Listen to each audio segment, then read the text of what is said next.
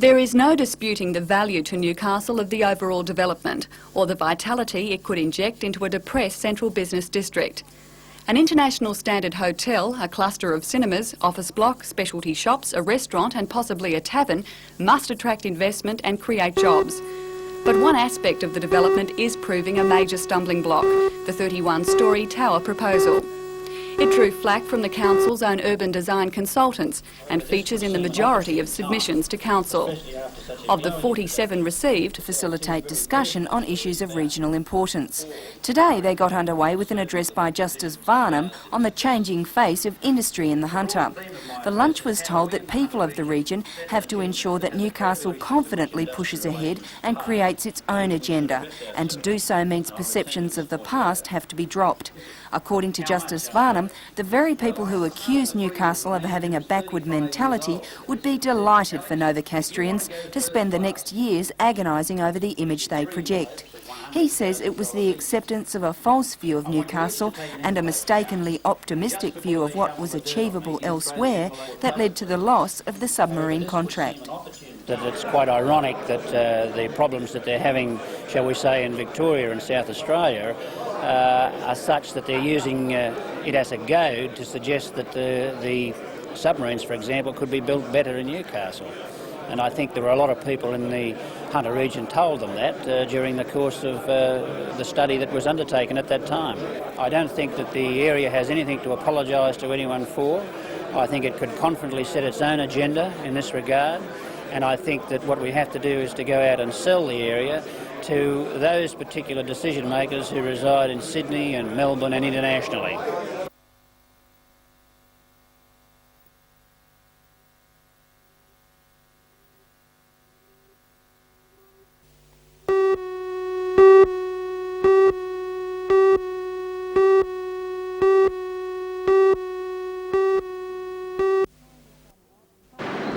Time is running out for unions and coal owners to break the deadlock over the sale of West Wallsend No. 2 colliery.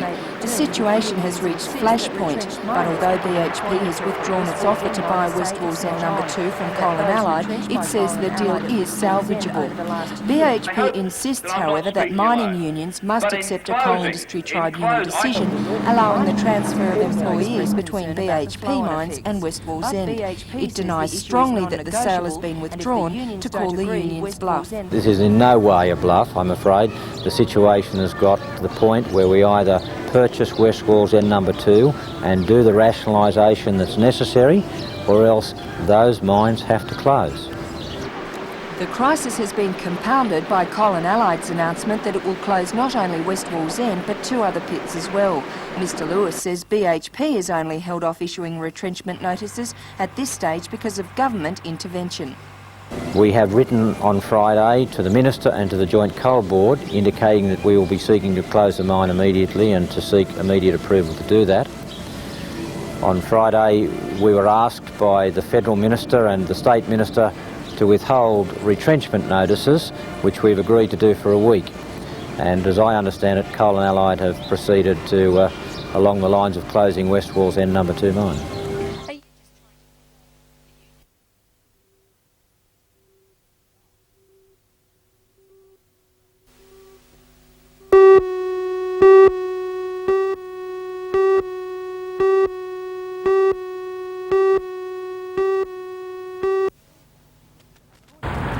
According to police, a taxi driver picked up 2 people in the city late this afternoon. They asked to be driven to the Sandgate cemetery.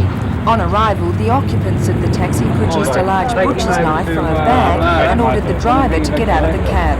The driver left his taxi and held down a passing motorist. Later, police apprehended a man and a youth who are currently being questioned. Police say they expect to lay charges later tonight.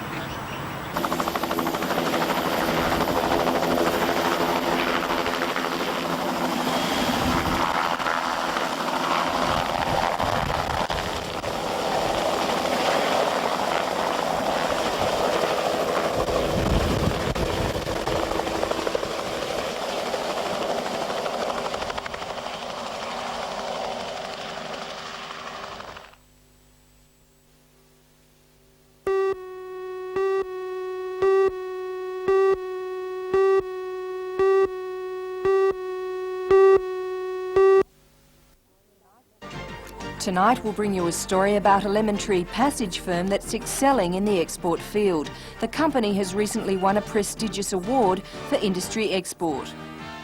For all the news, join us tonight at 6.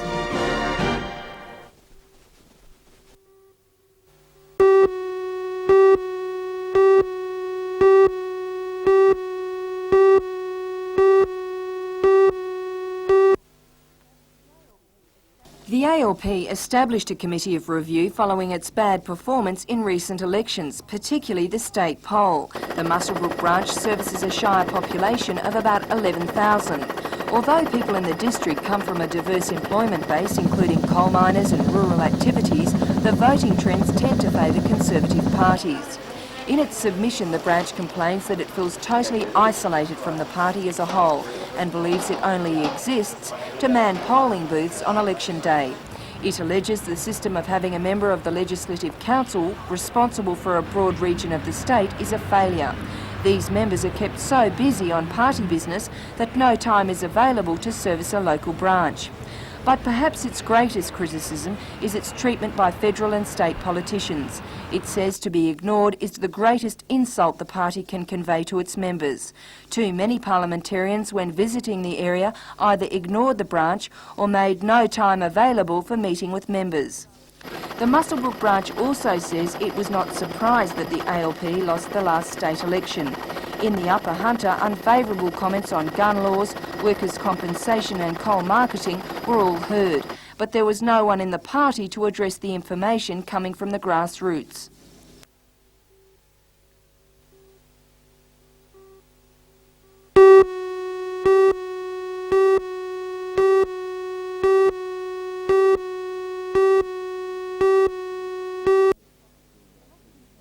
Health to this Minister region, Collins and I believe predictably that they accuses will the ousted simply add government another of layer of bureaucracy. maladministration. They will But claims dismantle. of Labor's abysmal record are backed up by a survey of the 10 major teaching hospitals in New South Wales. The report says there are 40,000 patients on public hospital waiting lists and that Labor lied about the number of available hospital beds. There are 21,000 fully funded and fully staffed beds in our public hospitals, a figure enhanced by almost 2,000 by Labor in the run-up to the March poll. The survey shows the shortages are chronic in Sydney's western suburbs, but delays are also common throughout the rest of the state. The Royal Newcastle Hospital features in the survey. There are 744 surgical patients on the hospital's waiting list, and in the specialty area of orthopaedics, the Royal has one of the biggest waiting lists in New South Wales. Regional Director of Health David Howlett today refused to comment and referred us to the Minister's office. A ministerial spokesperson said problems in Newcastle with bed availability and quality of service should in the future be relieved to a certain extent by the new teaching hospital at Rankin Park.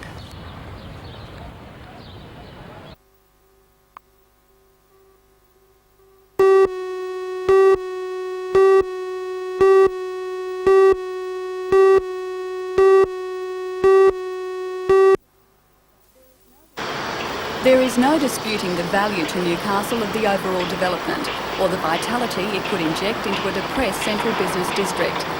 An international standard hotel, a cluster of cinemas, office block, specialty shops, a restaurant and possibly a tavern must attract investment and create jobs. But one aspect of the development is proving a major stumbling block, the 31-storey tower proposal. It drew flack from the council's own urban design consultants and features in the majority of submissions to council. Of the 47 received, 44 opposed the tower. One argument is based on aesthetics. It goes against the traditional linear design of a very good city. It would tend to dominate the traditional landmarks such as the cathedral and the town hall clock tower. We don't see that as a very good thing for the city. But other cities have skyscrapers, why can't Newcastle? Other cities aren't Newcastle, that's why. Newcastle also has a glut of office space. Hundreds of square metres in the central business district are already vacant. I think just by going along Hunter Street and looking up on the first level of each building, I think you'll find that, you know, it could be anything up to every third or fourth building would have a vacant area upstairs. So I think there's quite a high percentage of vacant space along Hunter Street. But the early indications are that the high-quality space offered in the tower complex would be let very quickly to out-of-town investors. This follows a general real estate trend. Many investors, thwarted by soaring prices in Sydney, are buying properties in Newcastle. At least one Sydney-based company with clients in the Hunter is looking to relocate here. The tower block, offering magnificent views, would be an attractive proposition. While those against the tower have sent a clear message to the decision-makers, a groundswell of support is also emerging. What happened in Wollongong with the Independent MLA George Keegan said from Parliament House today he considers the tower a gigantic step forward for Newcastle, a bold step that should help change our image. President of the Chamber of Commerce, Peter Rundle, is also enthusiastic. To get the floor space, to make the development economically viable, they have to get a certain amount of floor space on the site. And I'd rather see a tall tower than a big bulky building which takes over the whole of the block. Discussion will continue about the tower proposal. Independent Aldermen John Tate, Vic Bell and Margaret Gumas have called a public meeting for next Monday night at the City Hall with guest speaker Sydney architect Neville Gruzman.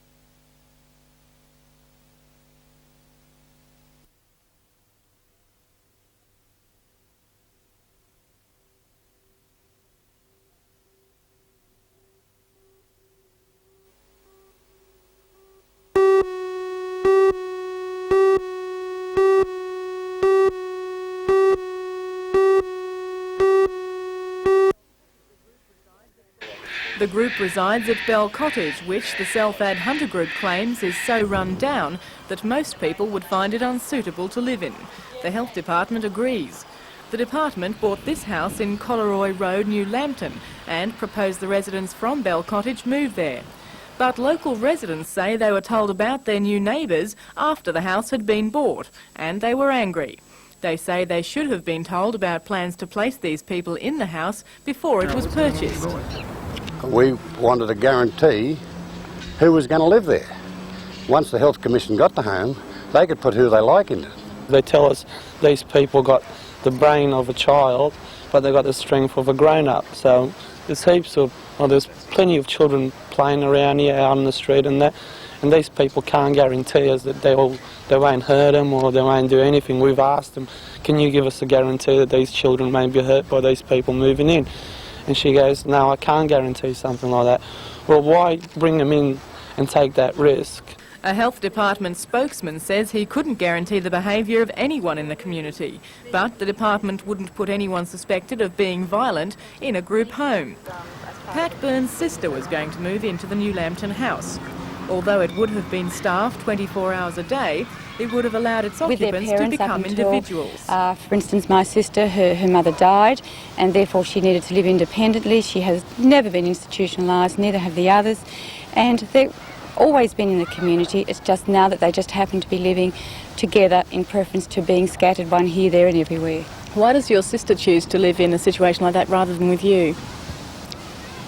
She really needs to live independently because I'm her only living relative in Australia, and if anything should happen to me, well then she's just left high and dry, totally alone with no one to care for her.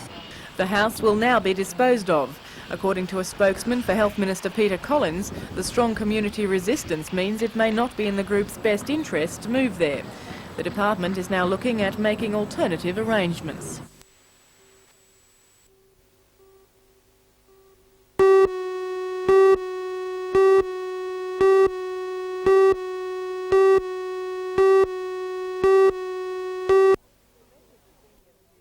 For many of the senior students, it was their first look at tertiary campus grounds. They came from 75 schools, from as far away as Dubbo, Tamworth, Narrabri and Coffs Harbour. This is an annual event to help students with their options. It gives them a chance to find out about tertiary life and to ask about courses, lecturers and even accommodation. What are some of the most commonly asked questions?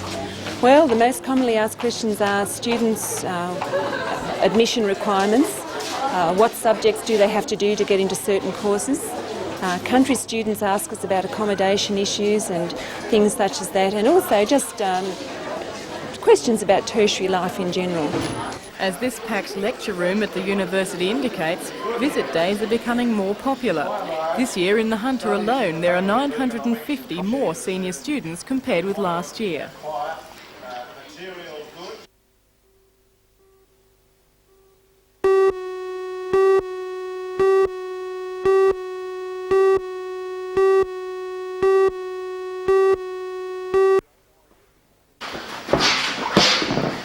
Year-old Al Whitten will get his shot for glory at the Parramatta Leagues Club on May the 28th, when he will meet Richard Riley in a battle for the vacant Australian junior featherweight crown. The title was formerly held by another Novocastrian, Marty Fain, who is now helping his mate in his preparation. Whitten, the Canterbury supporter, is hoping that he can be as tenacious as a Bulldog in his bout with Riley, a former Australian amateur champion and bronze medalist at the Brisbane Commonwealth Games in 1982. These two boxers have met on 2 previous occasions with a win apiece. Trainer Wallsend is confident that Whitten can win the bout as he has impressed everyone in his lead-up work. With Mum Irene an important part of his corner as his second, Whitten should be the next Australian champion to come from our region.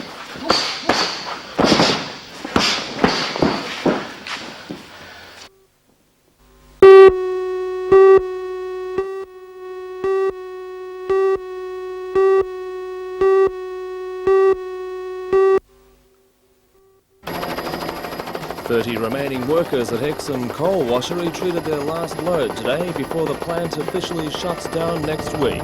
The writing was on the wall for the washery since major supplier West Wallsend began retrenchments last year. For all the news, join us tonight at 6.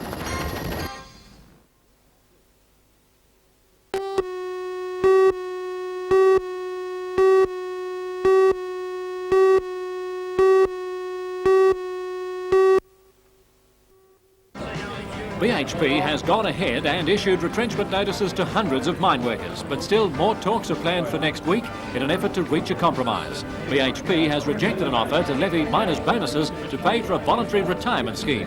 The company says productivity would be the victim and negate the purpose of rationalisation. For all the news, join us tonight at 6.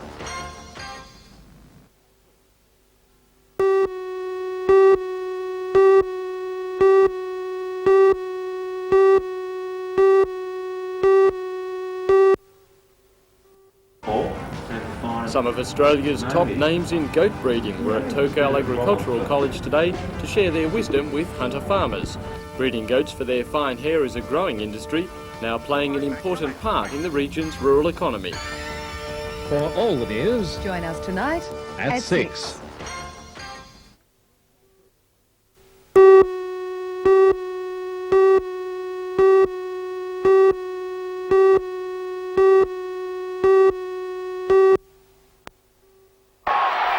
Although the run-on 13 has yet to be finalised, selectors are expected to stick with the same combination which proved too classy for Souths 2 weeks ago.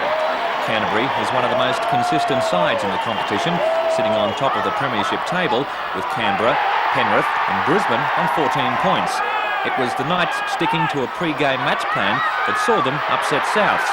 However, the Bulldogs play a different game to the Rabbitohs. No doubt a different set of tactics have been developed to help the Knights score another victory over a leading club. They can push their defence very well and their attack is very spasmodic, they just play off anything. Probably they have a better percentage play than South. We found that South play got a bit scrappy when the going got tight and tough, but Canterbury still be able to live with it, and they can still play off the offloads and play quite tidy. We've had a week off, and we've given us more time to study Canterbury's play, plus ensure our tactics are winning tactics. So we're going away quite confident, and we're certainly going to give them our best.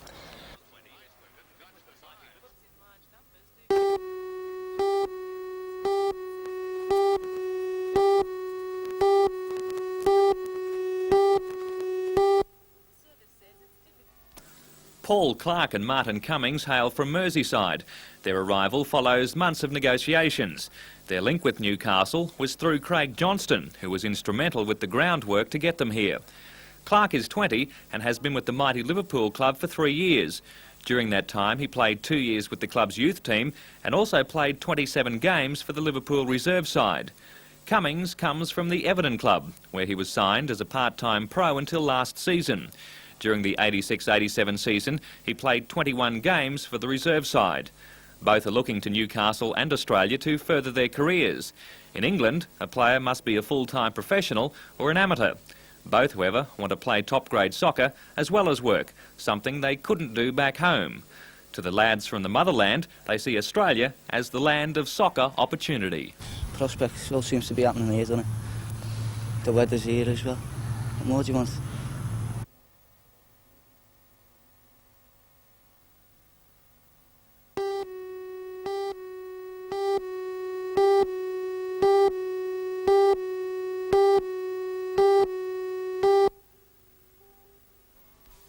This week, plans for a monorail in Newcastle. A local consortium says it can build one in 2 years.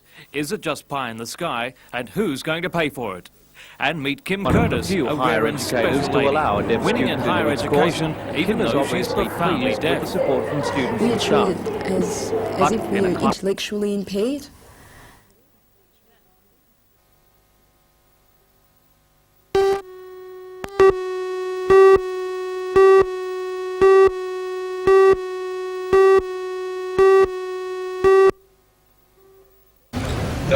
Once again this year, the appeal chairman is John Peter to explain that this business launch for Red Shield precedes the public appeal which begins on the 24th of July. The aim is to raise nearly $300,000, 10% more than last year, if necessary to meet the running costs of the many services the Salvation Army provides for the down-and-out and the needy. Is all about. And the success possible was given by Ministry of Undertaker Peter Irwin, whose life story has become a business success story through the help and inspiration given by the Salvos. Newcastle's state member George experience with helping the Salvation Army goes back 16 years, then officially launched the appeal. We followed by the first donations to get the project off the ground, which began with a cheque from the Newcastle City Council and donations on a property to be used by the Army as a refuge. A much more public launch will be held in July, and the Salvos will be calling on you, the public, to dig deeply and give generously. The resources that the Salvos do have in trumpet, but no doubt they'll let you know in good time.